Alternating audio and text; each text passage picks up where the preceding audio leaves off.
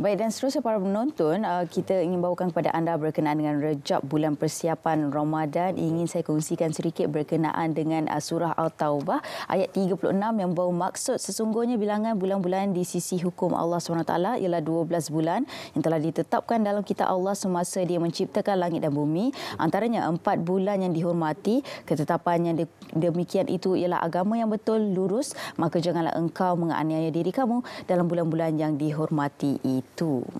Dan sudah pasti menjelang bulan Rejab ini, sepasti doa yang sering kali kita lafazkan adalah Allahumma barik lana fi Rajab wa Sya'ban wa barik lana fi Ramadan. Dan kita berdoa kepada Allah semoga kita dipanjangkan umur, diberikan kesihatan untuk kita bersama-sama menemui bulan Ramadan yang pastinya cukup istimewa untuk kita semua. Jadi hari ini kita berbicara berkenaan bagaimana persiapan dan juga persediaan kita menjelang bulan Ramadan ini. Kita bersama dengan tetamu secara dalam talian iaitu Ustaz Nabil Ahmad yang merupakan pendakwah dan sepastinya secara Google Meet pada ketika ini. Assalamualaikum Ustaz.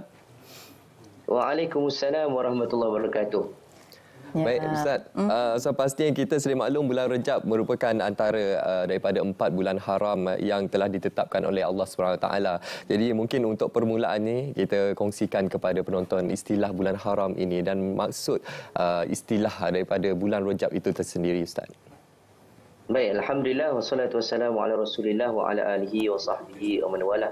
Sahabat-sahabat saya yang akan setia kasih kerana Allah Subhanahu wa taala, terima kasih untuk kita mendalami dan menghayati saat kita berada di satu bulan yang juga disebutkan oleh sahabat-sahabat pengacara kita tadi bahawa bulan Rejab di antara bulan haram. Dan apabila Sofi menyatakan tadi dan membacakan di awal tadi surah At-Taubah, itulah di antara kebesaran Allah Subhanahu wa taala yang menjadikan 12 bulan dalam kiraan tahunan bulanan kita. Dan ia menjadikan satu kecukupan, kitaran itu menjadikan ia cukup setahun untuk perkiraan kita. Dan paling menarik daripada 12 bulan disebutkan minha arba'atun hurum. Padanya ada 4 bulan haram. Kalau kita lah hari ini orang tanya, apa maksud bulan haram tuan? Kalau kita orang yang belajar dan mendalami ilmu agama, sudah pasti kita akan faham apa maksud bulan haram. Tapi kalau kita tanya orang yang kebiasaan, orang yang duduk tepi jalan, apa maksud bulan haram? Jawapan ni kemungkinan haram aku tak tahu. Ni kita kena baki tuan-tuan. Jangan sampai kita tidak mengetahui maksud bulan itu kerana bulan haram adalah bulan yang dihormati dan bulan yang ada kemuliaan dan kelebihan serta keistimewaan padanya. Maka apabila menyelusuri maksud Rejab itu sendiri, memberikan maksud kepada kita bahawa ia membesarkan dan mengagungkan. Bahkan dalam satu hadis Nabi SAW, Nabi sebut, Az-zamanu qad istadara yawma khalaqa kahayati yawma khalaqa as-samawati wal ard.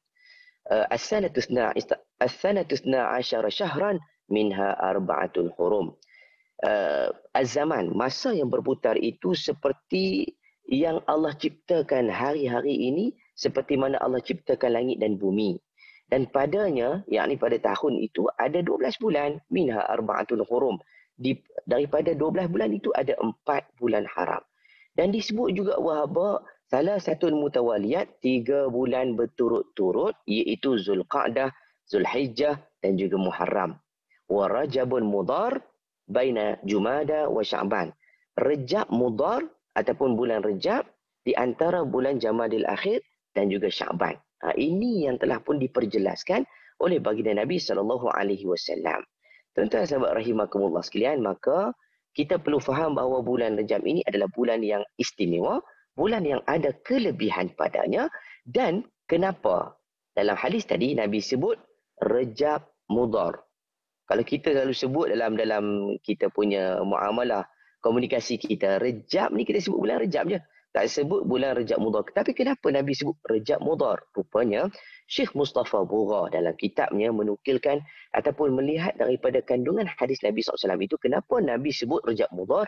Rupanya Nabi menyatakan bahawa satu kabilah, iaitu kabilah Mudhar, pada bulan Rejab, mereka di antara kabilah ataupun bangsa yang terlalu menjaga dan menghormati bulan ini. Sebab itu keistimewaan bulan-bulan dalam Islam ini sendiri sebenarnya dijaga oleh setiap bangsa. Kerana bulan-bulan haram pada mereka tafsiran sebelum datangnya Islam, bulan yang diharamkan untuk melakukan sesuatu kebinasaan, sesuatu kefasadan dan kerosakan. Tapi apa yang malang hari ini tuan-tuan, terutama di Gaza, kan kalau kita sebut kalau bulan ini bulan yang dihormati, bulan yang harus dijaga tentang kemuliaannya, nescaya tidak akan dicemari hatta melakukan perselisihan dan juga pergaduhan. Wallahu a'lam.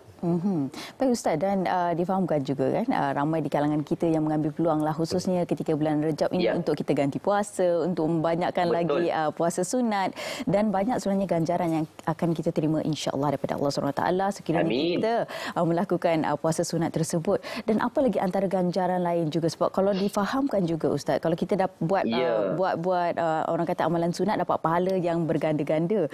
Kalau kita buat dosa pun maka dosa kita pun berganda-ganda. Itu antara menjadi menjadi kerisauan kita juga Ustaz. Ya, silakan. Baik. Alhamdulillah, seperti yang kita sedia maklum bahawa bila sebut tentang Rejab ini adalah satu bulan yang tadilah bulan haram, bulan yang mulia. Tetapi kita juga seringkali mendengar, saya yakin sahabat-sahabat kita yang menonton di Selamat Pagi ni, bila sebut Rejab, mentaliti kita automatik, kita akan terfikir tentang peristiwa Isra' Mi'raj. Kan? Dalam masa yang sama sebenarnya ia adalah satu konsep untuk kita lebih meyakini dan menekuni tentang perkara yang ada dalam agama. Macam bagus bila Sofi kata tadi, itu perkara yang sepatutnya kita ambil, bahawa bulan Rejab ini bulan untuk kita lipat ganda amal-amal soleh dan bersiap siaga kerana satu bulan yang amat dinanti oleh sekalian makhluk. Saya yakin semua orang menanti bulan ni. Bukan sebab bulan bonus. Bulan yang Allah gandakan amal-amal soleh. Kalau kita sebut, kalau dunia hari ni kita bekerja tentang dunia dapat bonus, ni bonus yang Allah nak bagi kat kita. Bulan apa? Bulan Rejab. Bulan Rejab, bulan praktis. Bulan Ramadan, bulan untuk lipat ganda. Kita nak tanam, kita nak semai segala kebaikan-kebaikan kita. Maka bulan Rejab ini adalah bulan yang digalakkan untuk kita mula buat latihan. Kadang-kadang kita dah lama setahun ni tinggal dah puasa, tinggal dah Quran. Maaf saya sebut ya. Tinggal dah dengan masjid. Masjid tu pun kadang-kadang pergi sebab ada kuliah. Alhamdulillah. Kadang-kadang tu sebab Jumaat je. Yang lain itu dah tak pergi dah. Tapi kali ni bila nak masuk saja bulan Ramadan, Rejab ini sebagai satu galakan untuk kita mempergiatkan amal-amal soleh. Maka sahabat yang saya kasih kerana Allah Subhanahu Wa Taala sekalian, seperti mana yang tadi disebutkan bahawa bulan Rejab ini adalah bulan untuk praktik. Cuba kalau kita perhati balik, para salafus soleh, orang-orang soleh sebelum kita, mereka mempersiapkan diri mereka untuk ketibaan Ramadan itu bukan hanya sebulan, bukan hanya 2 bulan. Alal aqal lah, paling sikit lah, selama 6 bulan. 6 bulan, tuan-tuan sahabat rahimakumullah sekalian. Maka baginda Nabi SAW sendiri pun, apabila melihat tentang Rejab, Nabi melipat gandakan amal-amal soleh. Ya, ini di antara 5 malam mustajab doa. Kalau kita nak cari kemuliaan-kemuliaan itu, sudah pasti ada padanya bulan Rejab, ada padanya bulan Sya'ban. Kenapa? Kerana ia adalah suatu proses untuk kita usaha dengan lebih kuat, usaha dengan lebih gigih. Bahkan apabila saya nyatakan tadi, bila masuk saja bulan Rejab, untuk kita tengok macam mana salafus soleh, mereka memulakan dengan doa dan pengharapan kepada Allah. Di antara doa salafus soleh, Allahumma sallimni li Ramadan wa sallim Ramadan li wa taqabbalhu minni mutaqabbala. Ini doa salafus soleh. Apa maksudnya? Allahumma sallimni li Ramadan. Ya Allah, sejahterakanlah aku sampai bulan Ramadan. Wasallimni li Ramadan, dan sejahterakanlah aku sepanjang bulan Ramadan. Wa taqabbalhu minni mutaqabbala, dan terimalah segala amal-amal soleh yang aku lakukan sepanjang bulan Ramadan. Jangan ada langsung yang terhalang, yang terhijab padanya. Ini di antara harapan orang-orang yang soleh. Kita hari ini tuan-tuan, bukan dekat soleh, kadang-kadang takut jadi toleh. Toleh ni lawan lah sifatnya.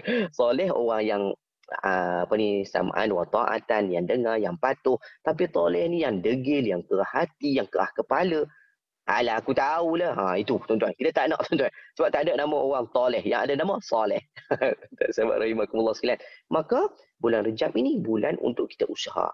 Tambah-tambah seperti mana yang Sofi kata tadi, orang perempuan utamanya, tolong selesaikan perkara yang menjadi kewajipan kita, iaitu qada puasa. Orang lelaki, alah saya ustaz, saya tak qada puasa. Kamu tolong jangan lepaskan diri kita untuk mengelak, kerana kita mempunyai peranan untuk bertanya, dan kadang-kadang kita lah kena senarai semak. Ni suami isteri tanya, yang semua segala mak nenek, gelang, rantai, cincin semua pakai tanya. Puasa tanya. Macam mana yang puasa? Okey, selesai. Kalau tak selesai, tolong selesaikan. Abang tak boleh tolong selesaikan. Tu dia.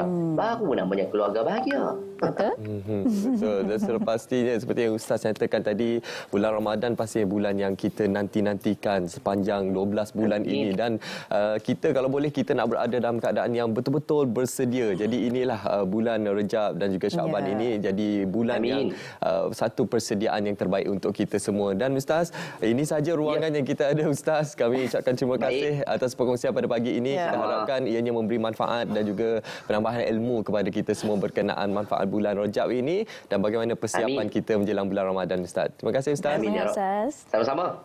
Ya, Assalamualaikum. Waalaikumsalam warahmatullahi wabarakatuh. Jumpa lagi. Baik, itu dia berkenaan dengan Rejab, bulan persiapan Ramadan. Jadi insya-Allah persiapkan diri kita sebelum Ramadan.